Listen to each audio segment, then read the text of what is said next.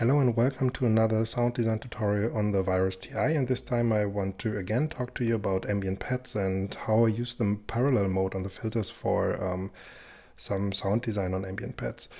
And by default, when you go into the edit mode of a filter, you can see they are configured to be in stereo mode. And that means that the oscillators are sending their audio signal into the first filter, and after it was filtered, it's going to get sent into the second filter. And in parallel mode, when I change it here to parallel mode, the signal is being sent to both in parallel, and they are not affecting each other. And we turn cutoff link off so that the two cutoff knobs are acting independently of each other. Otherwise, when I turn one, the other one is being turned at the same time as well. So to verify that, we would choose a low pass filter on the first filter and a high pass on the second. And when I choose the filter balance to -64, I can see that the cutoff here is affecting the sound, but this one isn't, because it's only routing the signal to filter 1. And when I do it the other way around to +63, you can see this is affecting the sound, but this isn't. When I do something in between, it's being sent in parallel exactly equally right now. And when I put this like completely off, so I think all frequencies are being filtered out now, and the high pass to to all the way to the right, I don't hear anything, and I can start dialing in some frequencies in the low pass filter, and also in the high pass filter. So this way I mainly cut out the mids more or less of the sound. And maybe I'm going to start with the full flavored oscillator sound first to get into some sound design. Let's do something quick, such as maybe a grain complex. Let's choose any wavetable, and we can go to LFO2 and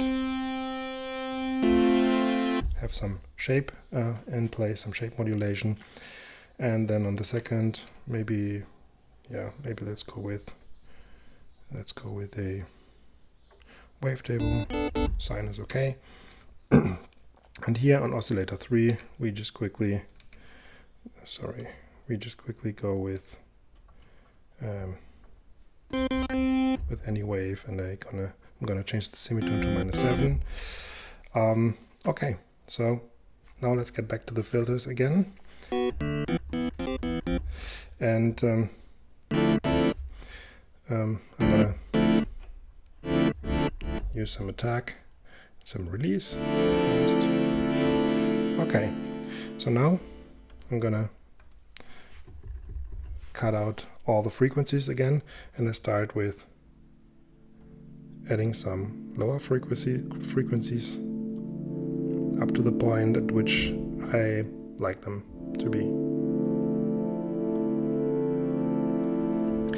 And at least to me, like the lower frequencies, and I think this is also what a lot of ambient patches and sounds, what makes them like kind of smooth and relaxing, is that they don't have too many higher frequencies going on. So at least to me it feels like that. So it's a very subjective opinion or feeling, but at least to me it feels like that.